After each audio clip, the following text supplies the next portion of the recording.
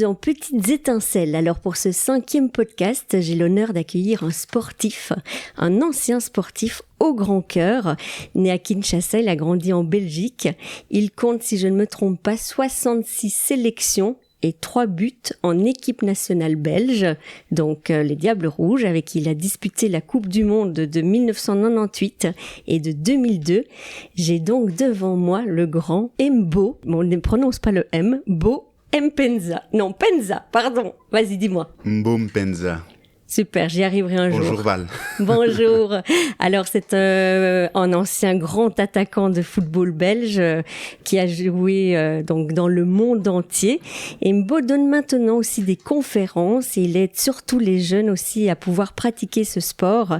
Alors il a créé le Mbo Mpenza Challenge dont la vocation est entre autres de promouvoir les valeurs du sport et de sensibiliser les plus jeunes aux différentes formes de discrimination et d'exclusion.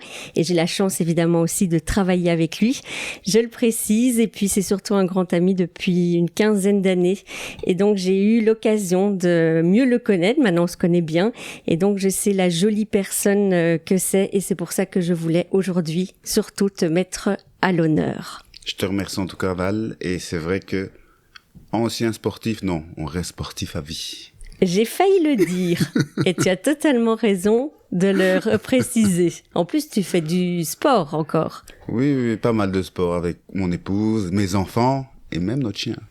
Ah, entre autres. Alors justement, on va débuter par ton parcours, même si les gens te connaissent très très très bien.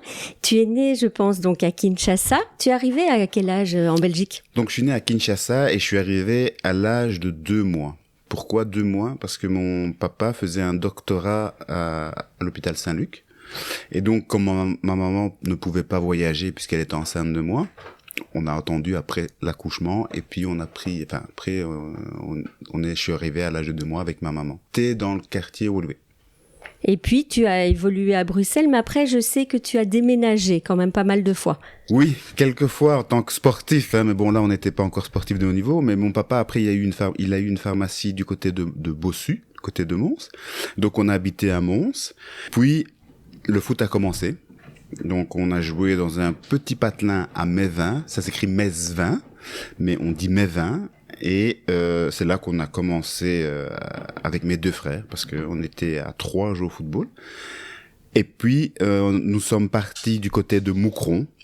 Pourquoi Moucron ? Parce qu'on a joué à Courtrai. Comme on parlait pas le néerlandais, Moucron, c'est la ville la plus proche de Courtrai, donc on est parti habiter à Moucron. Et puis, on a commencé le parcours professionnel. Alors justement, vous étiez combien d'enfants ? Nous étions 5, donc mon plus grand frère. Mon plus grand frère, il faut juste savoir c'est pourquoi nous allons parler du challenge, mais c'est en partie aussi pour lui que je l'ai fait, parce que il est handicapé, donc il y a des gros problèmes physiques, et donc pour moi, le handisport a beaucoup d'importance, et donc c'était le plus grand, et puis j'ai ma sœur et puis j'ai mon frère qui est juste au-dessus de moi, et puis j'ai Émile qui est le dernier. Et c'est grâce à qui que tu as commencé le football ? Alors le football, c'est le sport qui appartient à tout le monde. C'est le sport de la rue. C'est le sport qui fait que tout un quartier peut se réunir, et c'est comme ça qu'on a joué en fait. Hein. C'était dans le quartier avec mes frères, les voisins, les amis. Je sais même pas te dire vers quel âge j'ai commencé à jouer au football, mais c'était très jeune en tout cas. Et puis, comme tout enfant, voilà, le rêve, c'était de pouvoir au moins taper dans un ballon d'une équipe de première division. Et puis, c'était d'essayer de faire carrière, même si c'était un rêve. C'était pas un objectif, c'était vraiment un rêve, parce que faut juste savoir que quand on a déménagé à Mons, mon papa voyageait aussi beaucoup. Quand il était en voyage, on s'est inscrit dans un club. Et quand il est revenu, malheureusement, il devait revenir puisqu'il habite avec nous. Au bout de quelques semaines, un jour, on partait à l'entraînement et il nous voit préparer nos sacs de foot, etc. Et puis notre voisin, David Loos, qui habitait au 11e, nous on habitait au 1er, il vient nous chercher et puis on se met en route. Et qu'est-ce qui se passe ? Mon papa, il dit, mais vous allez où ? Nous, on dit, on va à l'entraînement. Il dit, mais entraînement de quoi ? Moi, je suis pas venu en Europe afin que vous faites du sport. Il est hors de question. Donc on ne pouvait plus aller au foot. On était interdit d'aller au foot. Et quelques semaines après, puisque le président des jeunes et le président de l'équipe première ne voyaient pas arriver, ils sont venus tous les deux convaincre mon papa de nous laisser continuer. Et mon papa a dit ok, mais à une seule condition, c'est que les études continuent. Et donc c'est comme ça qu'on a pu continuer à jouer au foot. Et donc ça veut dire que vous aviez déjà tous les deux du talent, qu'il y avait quelque chose, qu'il y avait une petite étincelle. Oui, c'est pour ça que les deux présidents de l'équipe première, on était tout jeunes. Hein, moi j'avais 11 ans, Émile 10 ans, donc voilà, on était tout jeunes. Et les présidents sont vraiment venus discuter avec mon papa, et mon papa c'est une tête dure. Hein. Ça a mis plusieurs heures et plusieurs jours avant qu'il accepte. Donc il faut pas oublier que moi je parle fin des années 80. Donc on voyageait pas comme maintenant, donc il faut pas oublier ça. C'est pas la même mentalité où c'était faire du sport, c'est bon pour la santé, hors de question. Donc il faut pas oublier le contexte dans lequel on était. Et maman avait aidé à continuer le sport ou pas? Maman, oui, parce que voilà, on s'amusait, ça nous permettait aussi de nous évader. Voilà, maman, bien sûr, c'était faites du sport. D'ailleurs, c'est pas pour rien que c'était avec elle qu'on allait au sport, au début en cachette, et après au final on s'est fait griller, mais voilà. Et c'est excellent comme histoire. Et du coup, vous revenez après quand papa a accepté, et puis là, quel est le parcours en fait? Alors le parcours, il est tout simple, c'est que de là on part à Courtrai. On pouvait aller ailleurs, mais mon papa il voulait pas, il disait Courtrai c'était une bonne étape avant d'aller plus haut. Et puis de Courtrai, là on signe à Moucron, en 2e division, mais il se fait que Moucron a joué contre Courtrai, où on jouait pour l'accession de la 1re division, donc Moucron est monté, et donc nous on a pu bénéficier de ça, donc on a joué en 1re division, et puis il y a eu cette première année qui a été fantastique à Moucron, où il y avait vraiment ce lien qui était fort entre les supporters et le club et les joueurs. Donc on termine dans les premiers. Et puis il y a l'équipe nationale en même temps, la première sélection d'équipe nationale, première Coupe du Monde, et puis premier transfert au Standard de Liège avec mon frère. Et puis moi je pars du Standard après 1 an et demi, je pars au Sporting Club du Portugal, où je voulais vraiment pas aller au départ, mais vraiment j'allais vraiment là avec des pieds de plomb. Il y a 2 personnes qui m'ont quand même fait que j'ai accepté d'aller, c'était Lucien Donofrio et Michel Prodhomme. Michel qui était à Benfica, qui m'a dit écoute, le Portugal c'est fantastique, il faut que tu viennes. Et j'ai bien fait de les écouter parce que cette année-là, on termine champion du Portugal. Et moi, c'était mon premier titre. J'avais jamais rien gagné chez les jeunes, encore rien en équipe première. Et au Portugal, c'était après 18 ans d'attente. Donc, je peux pas te dire la folie que c'était fantastique. Et après, j'ai dû partir. Et je suis parti à Galatasaray, et de Galatasaray, je suis revenu à Moucron, mais je suis parti du Portugal vraiment avec des pieds de plomb, parce que c'était un pays fantastique. Les gens, le temps, la nourriture, le foot, j'avais tout pour m'épanouir. Et puis donc, je suis parti, je suis revenu à Moucron, et puis entre-temps, je suis revenu. Pourquoi je suis revenu? Parce que à Moucron me donnait la possibilité de revenir, parce que j'étais blessé. Je me blessais souvent, et je voulais pas continuer comme ça, donc je suis revenu à Moucron, me retaper pour faire la Coupe du Monde en 2000 au Japon, et j'ai pu le faire grâce à mon retour à Moucron. Très peu de joueurs l'auraient fait, parce que on arrive du Sporting Club du Portugal, Galatasaray, Moucron. Moucron, voilà, il n'y a pas de comparaison à faire. C'est Moucron. Exactement. Et donc très peu de joueurs auraient fait ce chemin-là. Moi, j'avais foi en moi. Je croyais vraiment en mes capacités de revenir. Et grâce à ça, j'ai pu me redonner une deuxième carrière, un deuxième souffle qui m'a permis d'aller à la Coupe du Monde. Et puis de là, je suis parti à Anderlecht, où là j'ai eu quand même une Coupe de Belgique et 2 championnats. Et après je suis parti en Grèce pour terminer ma carrière, mais sur blessure. J'ai même pas fait un match officiel, mais bon, après j'ai arrêté à 33 ans. Quand je t'ai rencontré, donc on s'était rencontré à l'époque à l'occasion de Make a Wish, parce que ta fille dansait. Tout à fait. d'ailleurs.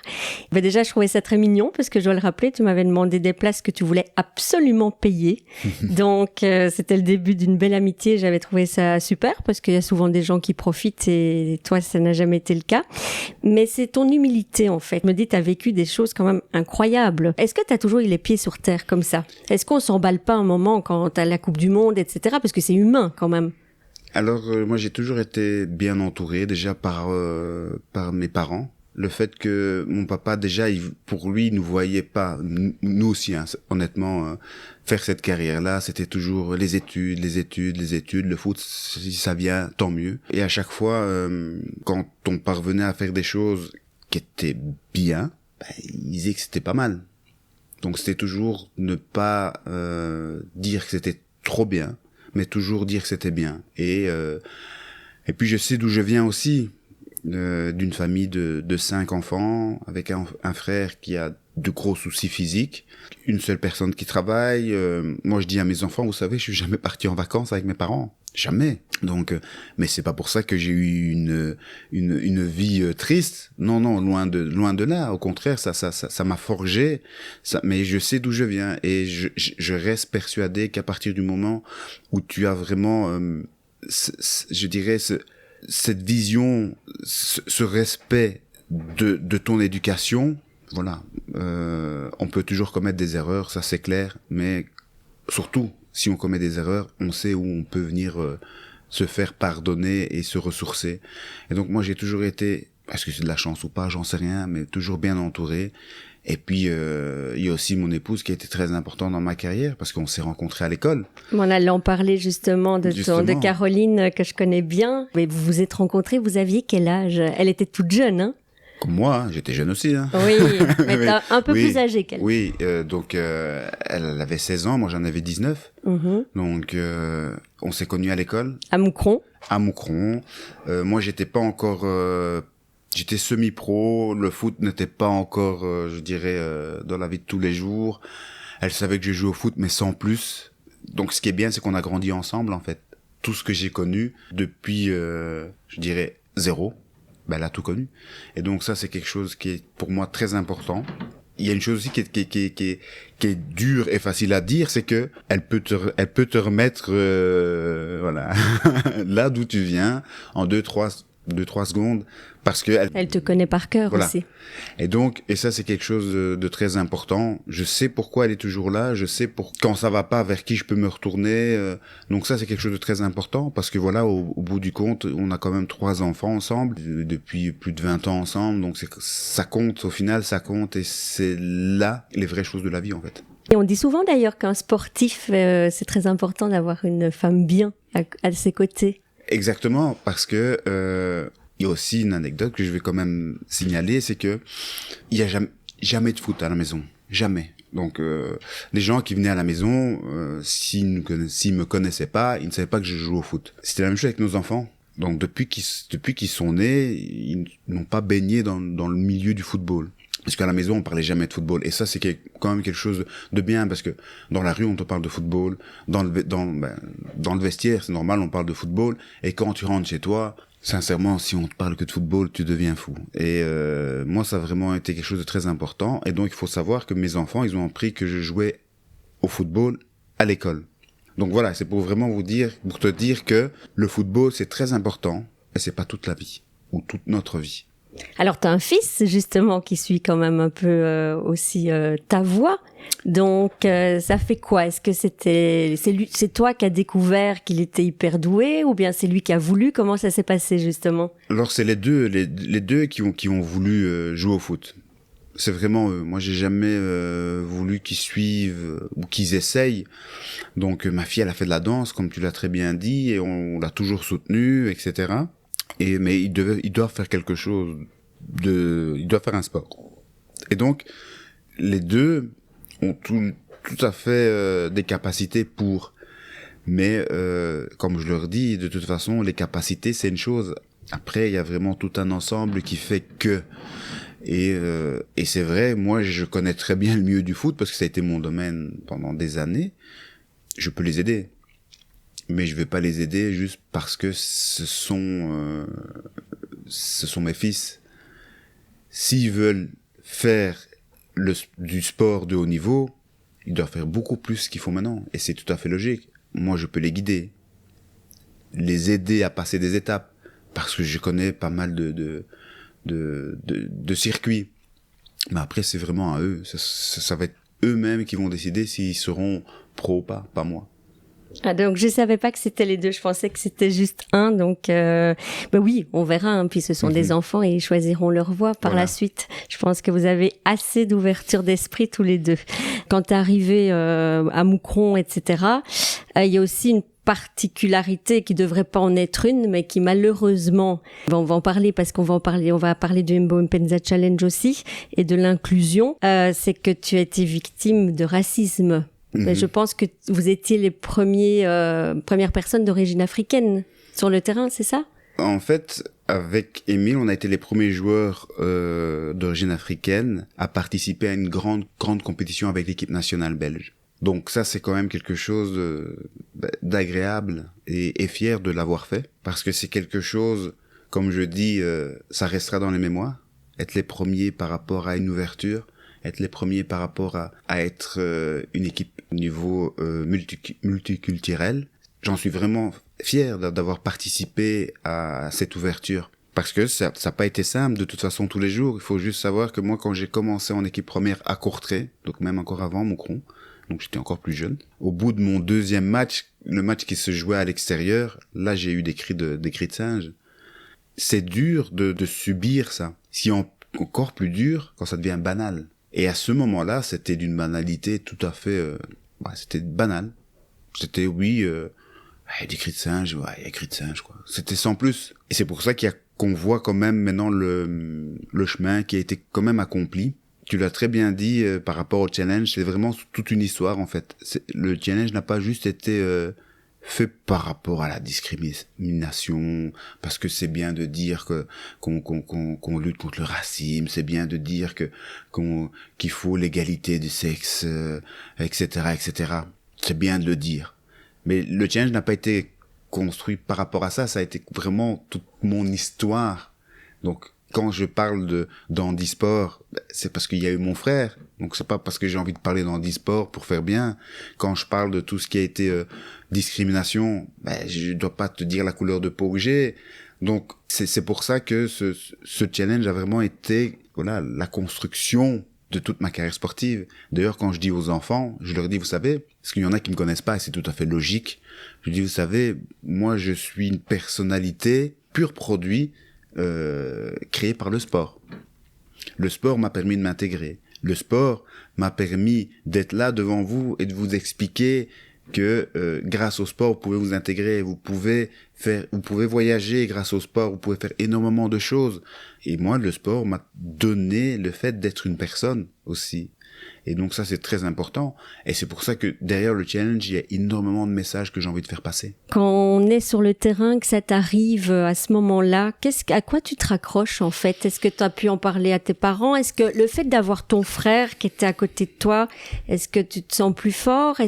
Parce qu'il faut quand même avoir un mental d'acier pour pouvoir continuer. Alors, c'est plus facile de le dire par après, parce que, ça s'est passé. Mais ce qui est compliqué, c'est au moment présent même. Tu te dis, qu'est-ce que je fais? Est-ce que je vais encore toucher le ballon? Parce que c'est à chaque fois que tu touches le ballon. Est-ce que je vais aller de ce côté de la pelouse? Parce que ils sont de ce côté-là. Donc tu te poses énormément de questions. Et pourtant, tu te poses des questions à un moment où... Tu devrais pas t'en poser. Non, parce que tu pratiques un sport toute ta vie, tu te dis, moi, mon sport, mon rêve, c'est de pouvoir jouer en équipe première division. Et là, c'est coup de poignard dans le dos. Et là, tu te dis, qu'est-ce qui se passe? Soit ils gagnent, t'abandonnent, soit tu leur montres que c'est bien, continuer. Mais moi, je serai plus fort que vous, en tout cas. Je serai plus fort que vous parce que vous allez jamais m'atteindre. Et t'es obligé d'aller contre ça. Parce que soit t'acceptes et tu chutes, et ils ont gagné. Soit c'est l'inverse. Ils vont peut-être pas chuter, mais au moins toi tu seras encore debout sur le terrain et tu continues à pratiquer ton sport. Pour te faire plaisir d'abord, toi. Parce que si tu te fais pas plaisir, tu sais pas faire plaisir aux supporters. Et donc, les gens qui disent qu'ils font du foot pour faire plaisir aux supporters, c'est faux. C'est comment tu veux te faire plaisir aux supporters si toi-même t'es pas bien dans ta tête et que tu te fais pas plaisir. Moi, je me fais plaisir, mais en me faisant plaisir, après, voilà, les supporters peuvent en bénéficier. Et donc, c'est surtout ça que tu t'accroches. Et pas aller à l'encontre d'eux. Aller chercher la guerre, moi, c'est pas un truc qui m'intéresse. Et c'est pour ça que le Mbombela Challenge, c'est vraiment utiliser le sport comme moyen d'intégration et d'éducation. Vas-y, explique-nous un peu déjà comment il est né, quand il est né, et voilà, tu peux nous en dire plus. Oui, alors il est né en 2017, après une bonne année de réflexion. C'était... En 2015, j'ai fait un master avec l'UEFA, le premier master qu'ils ont développé pour les sportifs de haut niveau. Et donc, faire partie de la première promotion, c'était quand même quelque chose d'exceptionnel.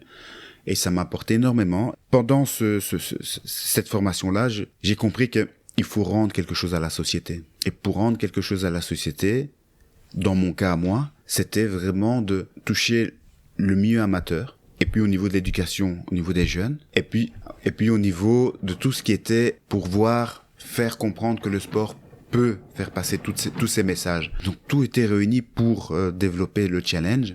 Et donc bien sûr, il y a la mixité. Homme-fille, pour moi, c'est exactement la même chose. Au niveau du handisport, au niveau des associations, par exemple, les enfants placés par le juge, tout ça fait que tous ces enfants jouent ensemble. Après, il y a une compétition. Et ça aussi, c'est bien d'avoir cette petite compétition. Mais la compétition, si tu veux la gagner, tu dois connaître l'autre. Si tu connais pas l'autre, si tu vas pas vers l'autre, tu sais pas tout faire tout seul. Et donc, c'est comme ça que indirectement, ils essayent de parler avec son voisin, de comprendre ce qu'il aime, etc. Et donc, petit à petit, ils parlent entre, et voilà. Et donc, inconsciemment, intégration grâce au sport. Et donc, ça, c'est quelque chose de très important. Parce que seul, moi, je dis, vous pouvez pas gagner seul. Vous devez essayer de comprendre l'autre. Et donc, ils vont vers le prochain. Et donc, ça, pour moi, c'est très important. Donc, mixité, aller vers le prochain, peu importe la couleur de peau. Le plus important ici, c'est de garder cette compétition-là. Mais pour gagner la compétition, vous devez comprendre tous ces aspects-là. À 33 ans, quand tu as ta carrière qui se termine, comment ça se passe dans ta tête? Et tu te dis, est-ce qu'un grand sportif comme toi, tu dois te dire, mais qu'est-ce que je vais faire? Alors, je suppose qu'il y a entraîneur. Oui. Généralement, pas la facilité, parce que je suppose que c'est pas facile d'être entraîneur, mais entre guillemets, mais tu dois te dire, que vais-je faire? Exactement. Et puis moi, entraîner ne m'intéresse pas du tout. Et en fait, qu'est-ce que fait un joueur de foot quand il arrête? Entraîneur, consultant, agent de joueur. C'est plus ou moins ça qu'un sportif, surtout un joueur de foot, fait après sa carrière. Moi, j'ai fait un peu, donc j'ai eu ma licence, l'UEFA A.